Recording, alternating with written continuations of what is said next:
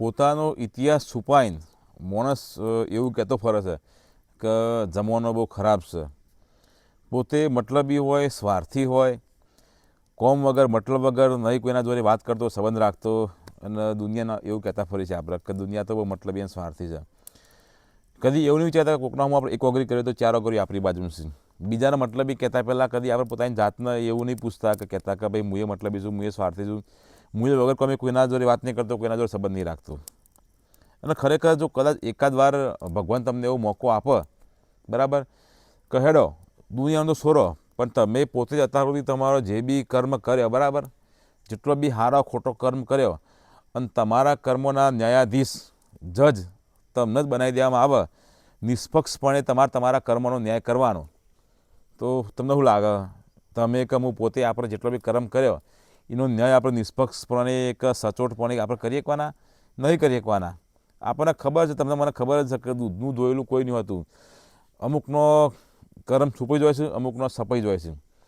અને જિંદગીમાં બીજાની બુરાઈ કરીને, બીજાને નેનો કહીને આપણે કદી મોટા નહીં થતા, અને બીજાની બુરાઈ કરીને કદી આપણે હારા નહીં થતા.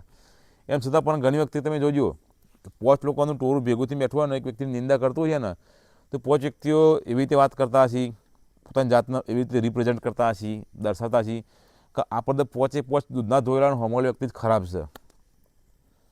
તમારે જોઈ લેજો. અને ઘણી વખતે જ્યારે 5 લોકોનું ટોળું ભેગું થઈને એક વ્યક્તિનું નિંદા કરવા બેસે ને, એટલે હંમેશા એ વ્યક્તિની બધી તમને બુરાઈઓ દેખાશે.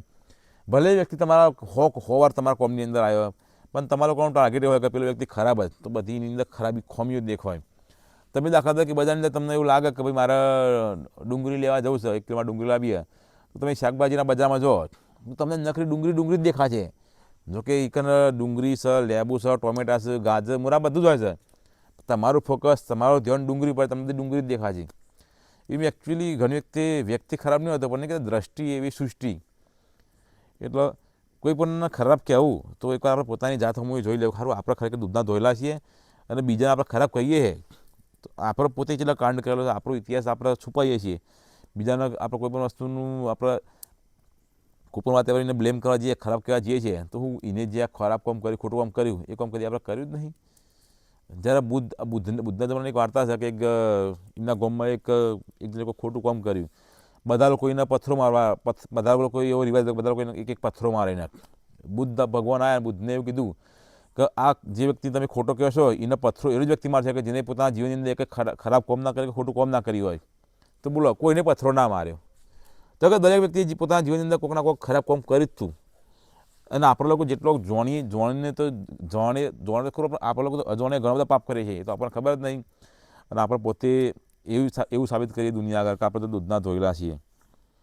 અને ઘણી વખતે પાછું માણસની એક ખાસિયત કહો, વિચિત્રતા કહો, ચતુરાઈ કહો, ચાલાકી કહો, ગમે તે કહો, કોઈ પણ વાતની અંદર પોતાની સ્ટોરીમાં કદી એની જાતને વિલન ના કહે. કોઈ પણ વાત કરતા હોય ને તો હોય એમ જ કહે, કોઈ હોય 100% પેલી હોમલાનો છે, મારે તો કોઈ વખત નહીં. વાસ્તવમાં કોઈ વ્યક્તિ તમને દાખલા તરીકે કોઈ વ્યક્તિ તમને લાફો મારે, તો એમને તો લાફો કદી તમને મારે નહીં. તમે કોઈક કર્યું હોય, તમે કોઈક બોલ્યા હોય, કોઈક નખરું કર્યું હોય, તારીને ગુસ્સો હોય, પછી તમને લાફો મારે. પણ ડાયરેક્ટ એવું મને પેલા લાફો મારે વગર વકી તમને કોઈ લાફો મારે. તમારા કોઈને ખરાબ વ્યવહાર કર્યો, તમને કોઈ બોલાવતું ના હોય, તમને કોઈ ઇજ્જત ના આપતું હોય, તો એનું કોઈ કારણ હોય ને. પણ આપણે એમ કહીએ કે પેલો વ્યક્તિ બદલાઈ ગયો, હવે નહીં હારો, ખરાબ થઈ ગયો. પણ તમે જુઓ કે ઘણી વ્યક્તિ હોમલ વ્યક્તિ બદલાઈ ગયો, ખરાબ થયો, તો એનું ખરાબ થવાનું, બદલાઈ જવાનું કારણ તમે પોતે પણ હોય. તમે પોતે બદલાઈ જાઓ, તમે જે નખરો કર્યો એ તો તમે ગણાવતો નહીં, અને તમે ખાલી હોય હોમલાનો દોષ ગયો હોય તો કોમ પડે ને. પોતાની માના ડાકેને કોણ કે એમાં માણસ સ્ટોરી પોતે બનાવે. કોઈ પણ વ્યક્તિ પોતાની સ્ટોરીમાં પોતાને તો ગુનેગાર કે પોતાના વિલન હોય એવું તો કદી બતાવ્યા જ નહીં. ભલે કોઈ સોંગનું રાઇટર હોય કે કોઈ ડાયરેક્ટર હોય કે જે લોકો મૂવી લખતા હોય, એમાં તો લોકો તો ઘણી વખતે પોતાના વિલન બતાવી દો. મેં ઘણી વખતે એવા જોયા છે કે રાઇટર પોતે હોય કે પોતાના જ વિલન બતાવે કે ભાઈ હું વિલન છું. ભલે હું લખું સ્ટોરી, પણ માણસ એક એવો રાઇટર છે કે એની સ્ટોરીમાં કદી એની જાતના વિલન ના બતાવે, બસ પોતાના 100% સાચું જ સાબિત કરે. તો એવું તો ના હોય ને કે 100% કોઈ વ્યક્તિ વગર વખતે તમારું કોઈ બગારા, તમને ખરાબ બોલતો હોય, તમારું કોઈ બગારી હોય, આપણે કોઈક નખરું કર્યું હોય તો હોમો વ્યક્તિ કોઈક કરે. ન્યૂટનનો પેલો નિયમ છે ને કે એક્શન ને રિએક્શન સમાન દિશામાં લાગે, એ સરખો લાગે, પરસ્પર વિરુદ્ધ દિશામાં લાગે. આવો ન્યૂટનનો નિયમ છે ને. કોઈક વ્યક્તિ તમારા જોડે કોઈ ખરાબ કર્યું, તમે કોઈક બોલ્યો હોય, 100% હોમો તમારો કોઈ રોલ હશે, પણ આપ લોકો હંમેશા આપણી ભૂલ છુપાવીએ છીએ, હોમલાની ભૂલનો દોષનું ટોપલું દુનિયા આગળ બતાવીએ પેલું વ્યક્તિ ખરાબ છે નહીં તો મારા જોડે આવું કર્યું.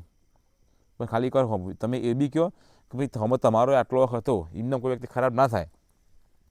જ્યારે કોઈ પણ વ્યક્તિ થર્ડ પાર્ટીની કે તમારા આગળ બુરાઈ કરતું હોય ને તો ખાલી એકવાર ઓનું તો ખબરો, એક વ્યક્તિનું ખબર તમારે તરત જજમેન્ટ નહીં લઈ લેવાનું. કોઈ વ્યક્તિ ત્રીજી વ્યક્તિની બુરાઈ કરતો તમારા આગળ તો હોય એને જ ખોટું કહે છે. પણ જ્યારે જો કદાચ જેની બુરાઈ કરે તમે એના પાસે બેસ્યો ને અને એની વાત સાંભળ્યું તો તમને એવું લાગશે કે ના હારો 100% પેલાનો હશે, આ બાજુ સાંભળ્યું તમને લાગે પેલાનો હશે. એટલે માણસ જેવો છે કે પહેલાંથી ચાલતું આવે છે. પોતાની સ્ટોરી કદી કોઈ એને પોતાની જાતે વિલન નાખે.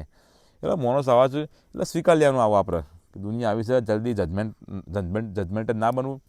કોઈ વ્યક્તિ ભલે ગમે એટલી આવી છે સારી વાતો કહેનારો, સારો લાગનારો વ્યક્તિ જરૂર નહીં કે એટલો સારો હોય. ખરાબ જેનાથી તમને ખરાબ વાતો વાપરો, ખરાબ તમે એને કહો.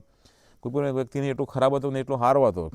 ઘણી વ્યક્તિ તરત ના સ્વીકાર લેવું કે ભાઈ આ વ્યક્તિને હું આના વિશે આવું કીધું, અરે આવો જ છે. ઘણી વ્યક્તિ દુનિયા જેવું કે જેવું દેખાયું હોતું નહીં. ઘણી વખતે મનસ પોતાની બુદ્ધિ પ્રમાણે હોમલા વ્યક્તિને તોલતો હોય અને હોમલા વ્યક્તિને સમજાવતો હોય. એટલે તમે કોઈને સમજાવો તો જરૂર નહીં કે તમે સમજાવો એ સમજાય, એની બુદ્ધિ પ્રમાણે અલગ મિનિંગ કાઢતો હોય. બરાબર, આપણે વિડીયો લાવવો નહીં કરવો. એટલે સમજી લેજો એક વસ્તુ કે કોઈ તમારા આગળ બહુ સારું બનતું હોય તો જરૂર નહીં કે એ એટલો સારો છે, અને તમારા આગળ કોઈને ખરાબ બતાવતો હોય તો જરૂર નહીં કે હોમલા વ્યક્તિ એટલો ખરાબ હોય. અને અત્યારે લોકો એવા છે કે હંમેશા પોતાની લાકડી મોટી કરવા માટે બીજાની લાકડી એની જ કરવા માને છે. એનો કોઈ મતલબ નહીં. બરાબર, સમય બધા લોકોના ચહેરા અમારે આવી જાય છે. ચેનલમાં તમે લોકો નવા હોય તો સબસ્ક્રાઈબ જરૂર કરજો, કોમેન્ટ કરજો. બરાબર, લાઈક કરવાનું ભૂલતા નહીં. આપણે આવાના વિડીયો બનાવતા રહીશું.